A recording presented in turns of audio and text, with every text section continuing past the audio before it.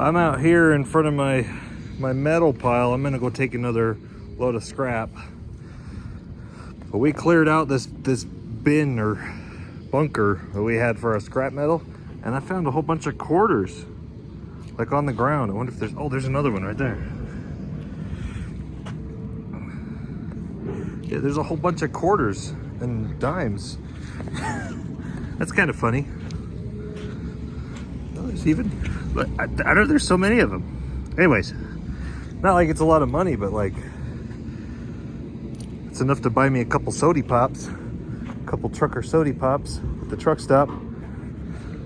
Anyways, probably gonna wrap up here, go start the truck, and we're gonna go buy lunch with some quarters I found in the garbage.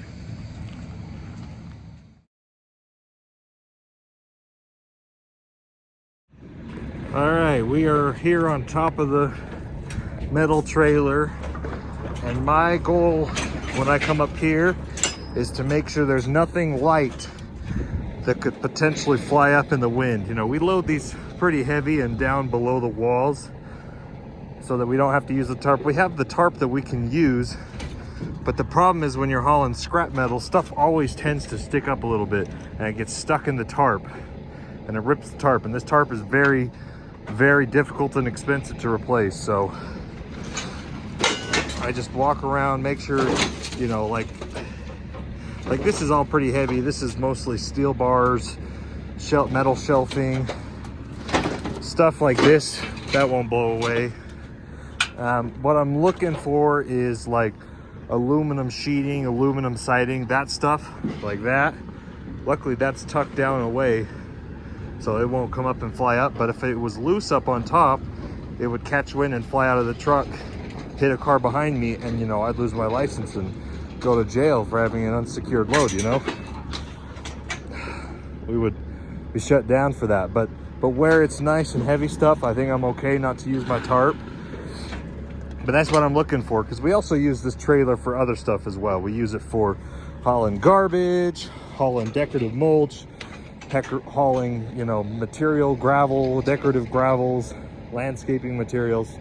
So this is a good all-purpose trailer to use that has many functions.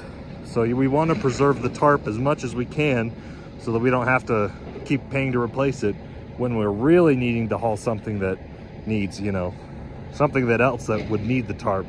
We want to save it, not ruin it hauling metal. But anyways, this looks pretty good. I walked over it all and we're gonna get headed. All right, I got my ticket. There's the scales. The lady scared the piss out of me because she's got like a megaphone on the scale, and I haven't been here in a while, so I started to get out of the truck and leave my truck on the scale and go talk to her in the office. And then she came over the microphone, please pull your truck forward and then get your paperwork. And I'm like, oh, scary.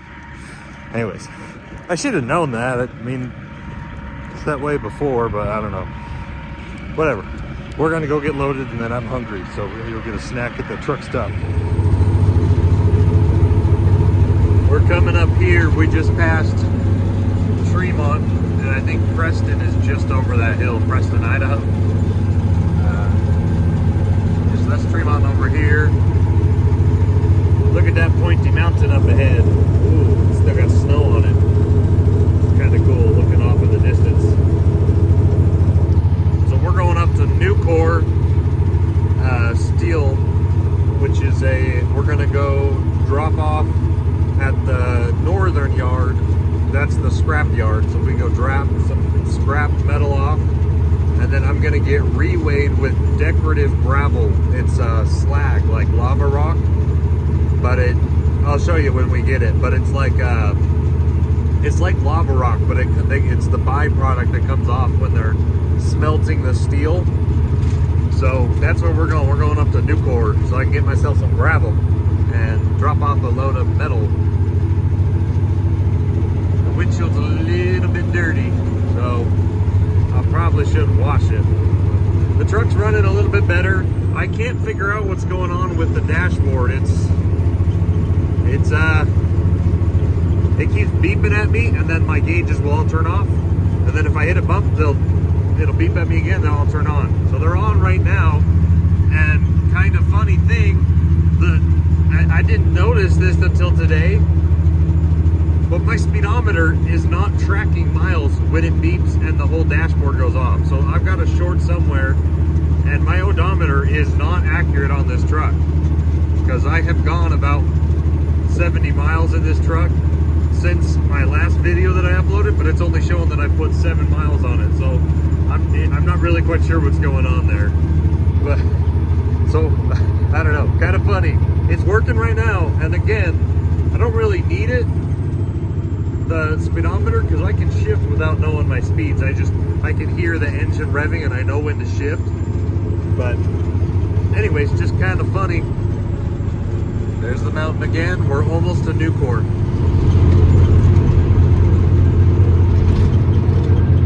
I don't know if you can see through my mirrors, but that is, hold on. That is the facility off in the distance. Start putting my engine brake on so they're slowing down.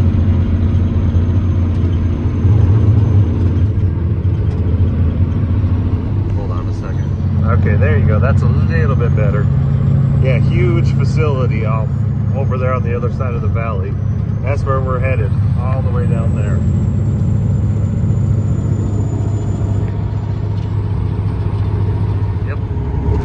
All right, I need to be careful how much I'm videoing because my phone's getting close to being dead and I gotta get home still. So over there, it's too blurry and I'm moving too fast. Over to the left, which is south, that's where the slag is. That's what the technical term is, slag runoff. And then over here, that's the recycling yard. So that's where all the recycled metal comes from. And then this big building right here that says Nucor Steel, that looks like an air hangar or a giant airport hangar, and then you got a couple, you know, warehouses and such. That's the steel refinery and the loading areas. So this is a poppin' place to be. It's the place to be if you're a flatbed guy. Tons and tons of rebar comes out of here, structure iron, heavy iron beams, you know, siding, all types of metals coming out of this facility from Nucor. So if you're a flatbed guy in northern Utah, you probably know about this place because of, you know, just how big it is. Anyways,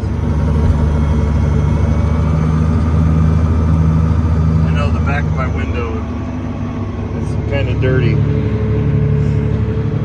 so the loader guy had to help me open my door. He's in that green excavator behind me.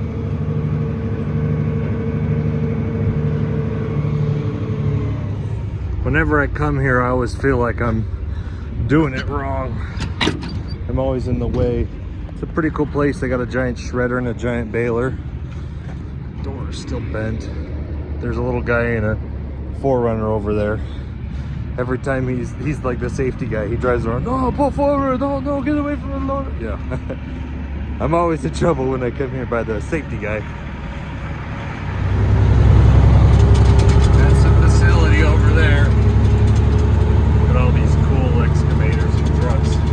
So they've got a giant shredder and a giant baler, and then coming over here there's trains, and these train cars,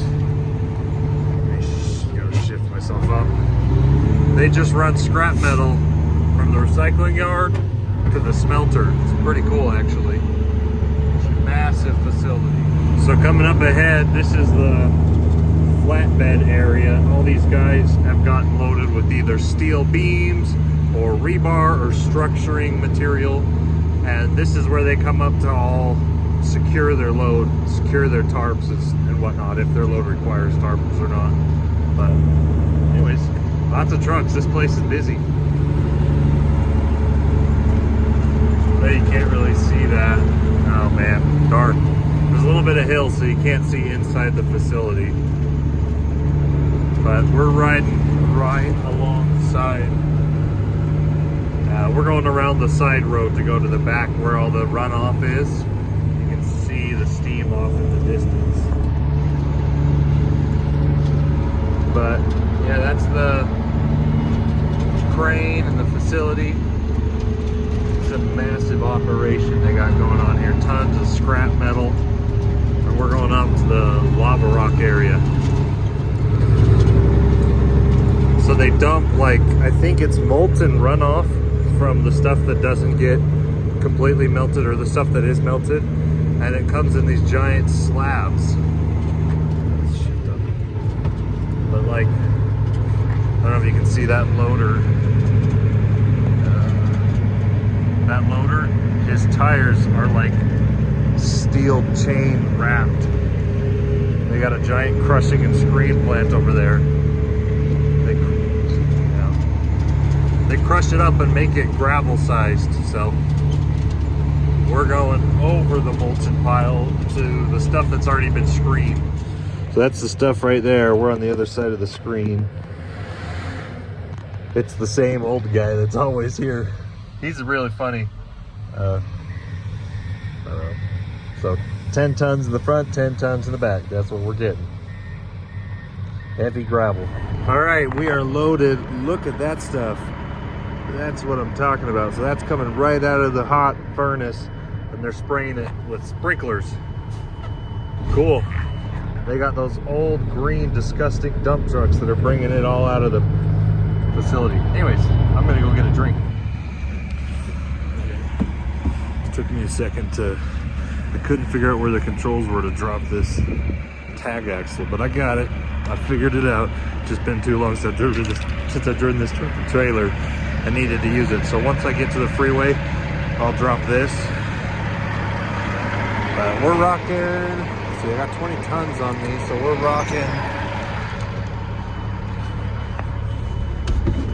I believe with this setup, I can be, I don't know. Sorry, I think I can be, shoot, how heavy am I? I think 44, I'm right about 88,000 pounds again. So, anyways, let's get going.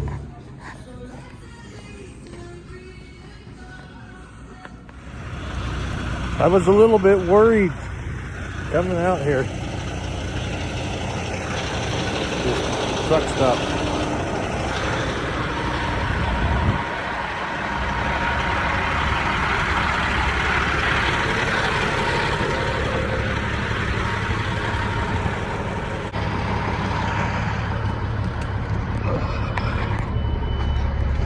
Yeah, I was a little bit worried because I've driven past here before, but I've never stopped here.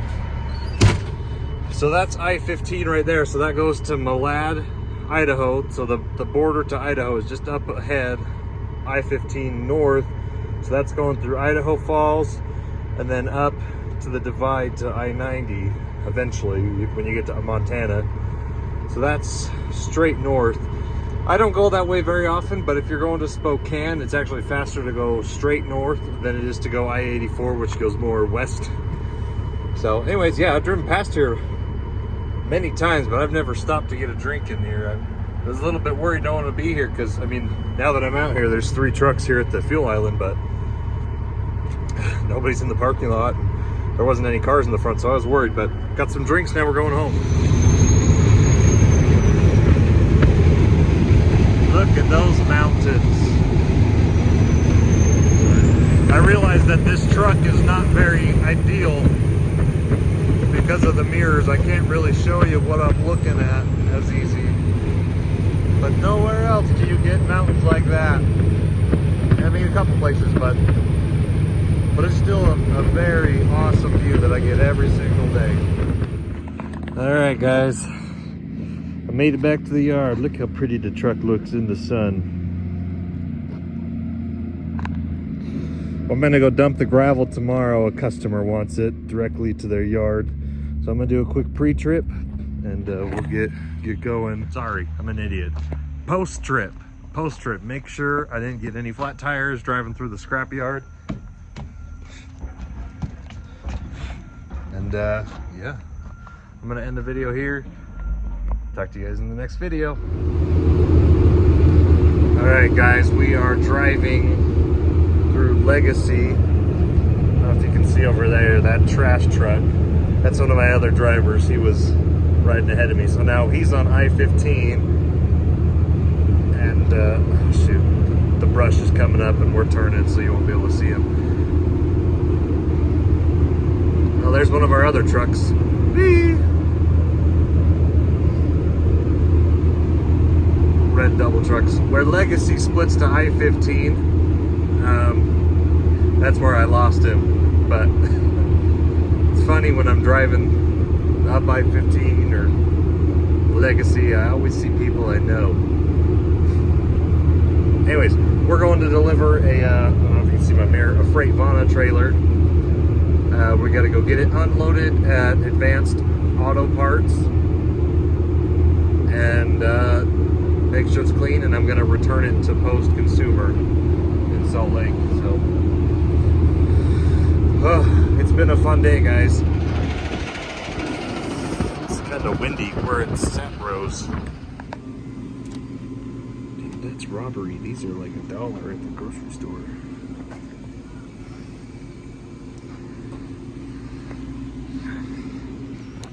This guy's late, so I'm trying to hurry.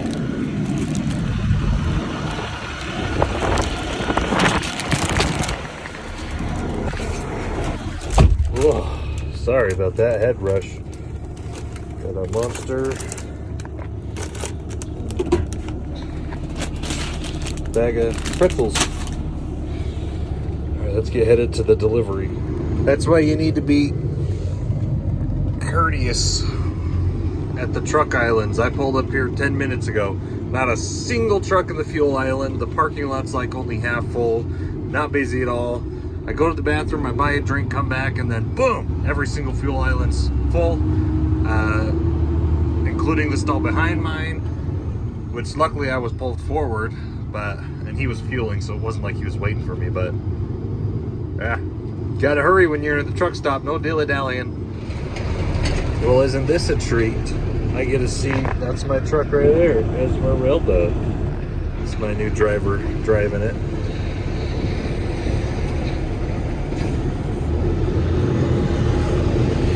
Oh, that's my new driver, Steven. He didn't even see me.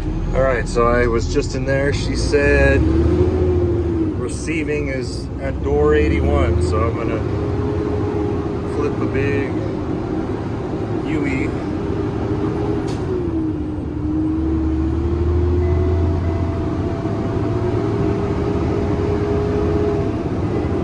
Oh, what the? It's literally right there. Are you kidding me? Okay. I didn't even have to move the truck. I could have just walked over there. Lunch ends at 12:30. Okay. Of course. RIP. Alrighty, door 83, which is the Old Dominion guy over there. So as soon as he gets done, I will back into that door. Over there. Alright, we got unloaded. He actually unloaded me pretty quick.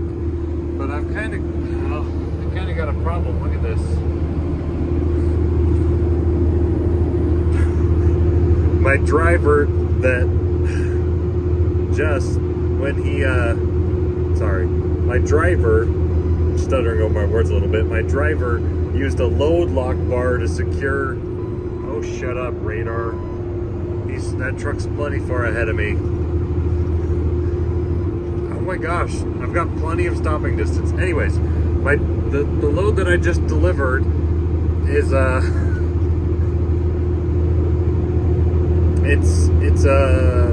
dude, shoot. I'm having a hard time talking because this stupid beeper is going off. My driver secured the load with a load lock, and I'm using a freight Vana trailer. So now I have to return the freight Vana trailer to the place that I got it. And I'm driving a day cab. I don't have anywhere to put,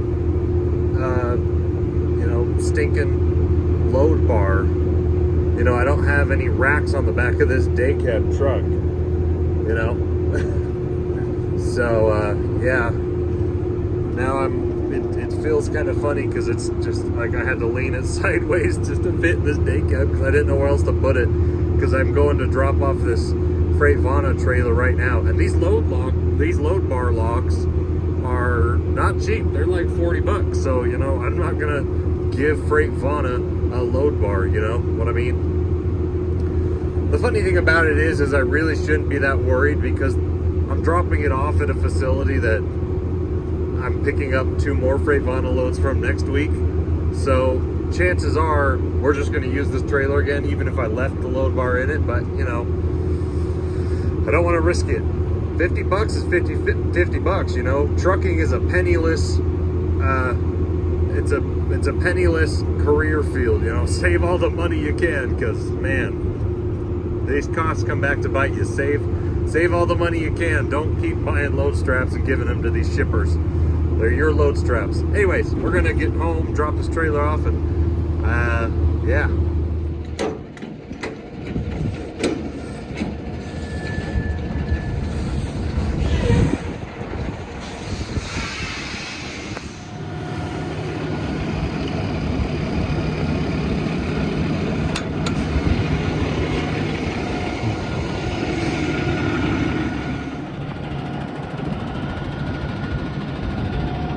Guys, Maverick is taking over the world, I swear. They're building a brand new Maverick right there, and there's a Maverick just over there. Hold on, once we get under the freeway, you'll see it. There's a Maverick right there on that side. So, Maverick's taking over the world. And they just built that one like a couple years ago too. Okay.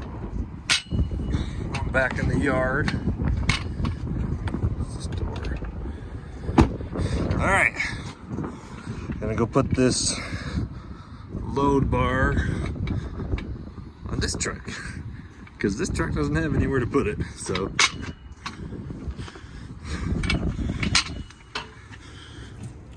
open this.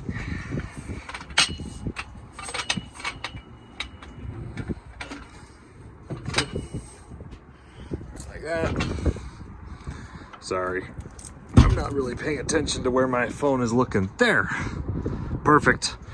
Now my new driver, Steven, who is now driving my baby Esmeralda, has a load lock.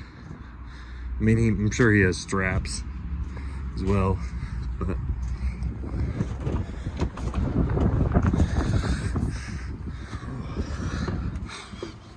oh, it still smells like my old truck. He's got a cooler. That's pretty sweet. Anyways, that's his personal truck. I don't need to be in here. It's not my truck anymore, even though I put those spikes on. And I put this nice black grill on after a Swift guy backed into me in the Nampa Flying J. Bent it and hit my hood. Ripped my side mirrors off the hood. Dude, that was a fun day. Anyways, all right guys, I'll probably wrap up here. I am tired. Let's go do something fun.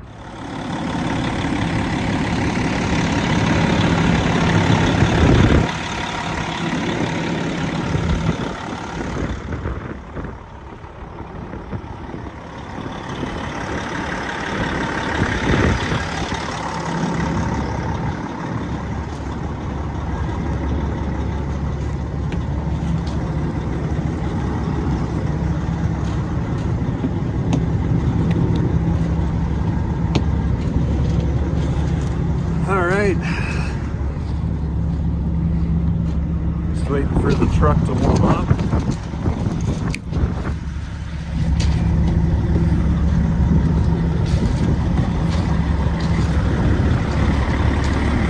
Keep rocking and rolling.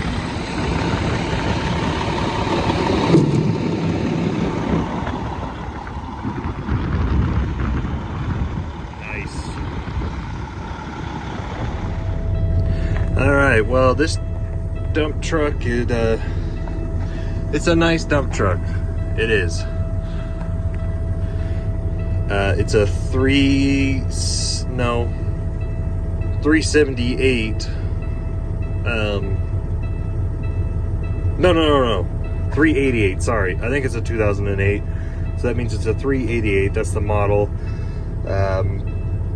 5-axle dump truck. Plus we have the pup, which is back there. I'm not going to use the pup today. I'm just doing a couple small loads to some customers. But comparing this truck to like the Peterbilt that I use the end dump, the big black end dump on one of my previous videos, this truck just does not have the legroom. Like my knees are basically on the dash, and once my air tank's filled up, I can raise my seat suspension a little bit, so that'll help. Good old 18-speed, 550 horsepower cat engine. I got my switches and my knobs, so let's see. Like dump body, turn the PTO on, and I can switch between opening the tailgate on my truck and my pup, and then this is the tarp if we need to use it, which you almost never use it on a dump truck. You almost never need to use your dump truck tarp. But yeah, this is kind of what I wanted to show you. So just coming out of the other day cab Peterbilt that we have, even though that truck is about 10 years older than this one, that truck, because it was a conversion from a sleeper truck, has way more legroom than this truck does. So I don't really fit in this dump truck as much. It's not as bad. We used to actually have two other dump trucks. One was a T800 and one was a W900. Both of them were Kenworths. And anyways, I didn't fit in either of those trucks. By the time I got the truck warmed up and I pulled out of the yard, my left leg would be asleep and I couldn't shift. So this truck's a little bit nicer, and I can deal with this one because my legs don't fall asleep, but it is still tight. For someone like me that's 6'6", you know, it's nice to have that little bit of, gosh, sorry, the beeper's still going off because my air tank's getting warm. Anyways, just wanted to show you, this cab is an original cab from Peterbilt. It's not like the other one, so my seat doesn't go far enough back to give me the legroom that I'd really like. So anyways, we're gonna go do a quick dump truck delivery and probably call it a day after that. The wind is crazy.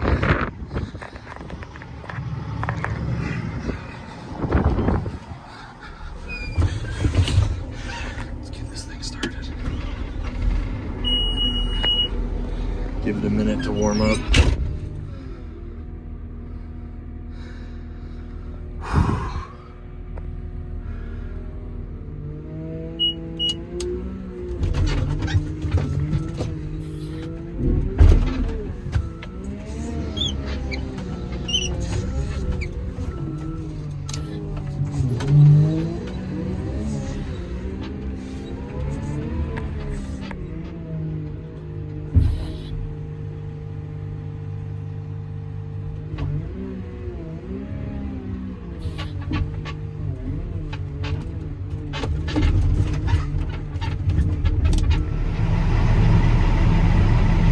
All right, we're a little bit heavy, but that's okay. That's my drop axles going down, you heard that. I'm gonna give them a minute to air the suspension of my tag axles. And we'll go.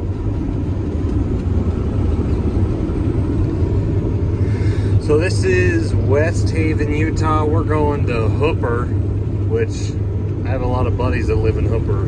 There's so many new houses they're building out here. All these new apartments.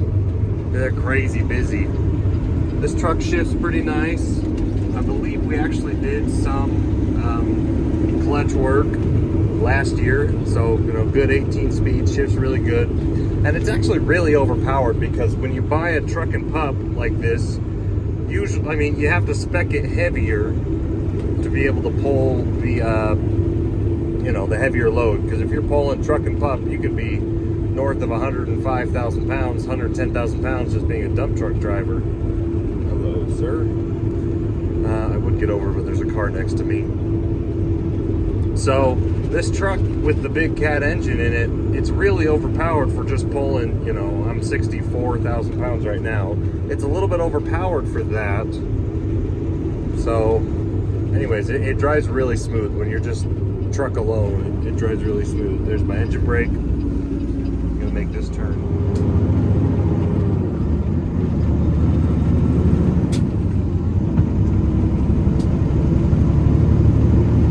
Oh man, it's been too long since I've driven a 18 speed. I love that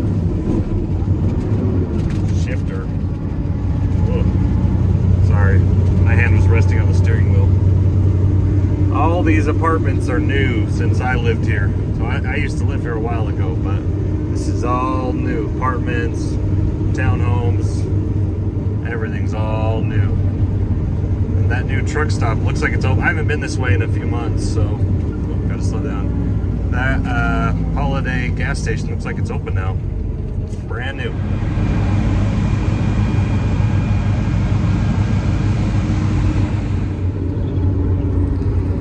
Holy cow. Maverick really is taking over the world, guys. They're building a Maverick right there. I used to drive down this road every day. Oh, I would have killed to have a good gas station here in Hooper.